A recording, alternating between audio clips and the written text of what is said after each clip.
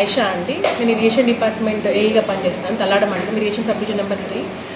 మా పరిధిలో సాయి చెరువు గురించి నిన్న టీవీలో కథనం వచ్చింది. ఇట్లా ఇల్లీగల్గా తోలుకుంటున్నారు అని. మేము వెళ్ళి ఇన్స్పెక్షన్ చేస్తే మా స్టాఫ్ని పంపించి ఇన్స్పెక్షన్ చేయించినప్పుడు అక్కడ వాళ్ళు ఆ టైంకి లేరు.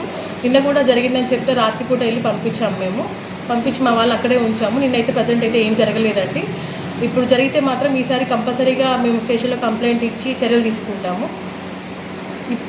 ఇది పై అధికారులకు కూడా రిపోర్ట్ చేస్తామండి. మొన్న 3వ తారీఖు రాత్రిపూట జరిగింది మేడం. ఆ రాత్రిపూట జరిగిన విషయంలో మా లక్ష్మీనారాయణ గారు ఈ గారికి ఫోన్ చేయటం జరిగింది. ఆయన గారి యొక్క స్పందన మేరకే ఆ ట్రాక్టర్లు జేసీబీలు అక్కడి నుంచి పరారైనట్టుగా సమాచారం. ఇది మీ దృష్టికి వచ్చింది? మా దృష్టికి వచ్చిందండి. వెంటనే నేను మా సార్ వాళ్ళు మాకు ఫోన్ చేయగానే నేను వెంటనే ఇమీడియట్గా పంపించానండి మా వాళ్ళని. ఆ టైంకి వాళ్ళు వెళ్ళిపోవడం జరిగిందంటండి. ఇక ఆ నెక్స్ట్ డే నుంచి మా వాళ్ళని రోజు రెగ్యులర్గా చెక్ చేయమని చెప్తున్నామండి రాత్రిపూట.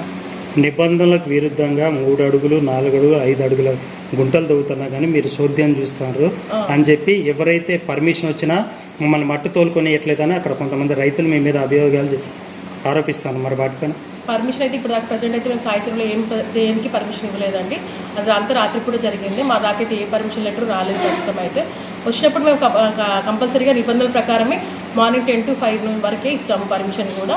లేదా మా సమ్మర్ కాబట్టి 9 to 6 అట్లా ఎలో చేస్తున్నాము. అది కూడా 2 అడుగులు మించి మాత్రం మేము తవ్వడానికి అయితే వీలేదండి. సాయి చెరువుకి అసలు పర్మిషనే ఇవ్వలేదు. ఇప్పటి వరకైతే ముందు ఇచ్చామండి, ఇద్దరికి ఇచ్చాము. సోలేటి వెంకన్న, సూర్యదేవర రామయ్య అని మొత్తం 4 రైతులకు ఇచ్చాము. ఏ తారీఖున దోలుకమ్మని ఇచ్చారు? అది 24 ఏప్రిల్ అండి. 24 ఏప్రిల్లో ఇచ్చాము. మళ్ళీ May 10కి ఒకరికి ఇచ్చామండి.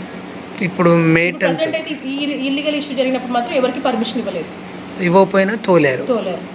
అది మరి ఓకే, వాళ్ళు ఎవరైనా ఐడెంటిఫై చేశారా?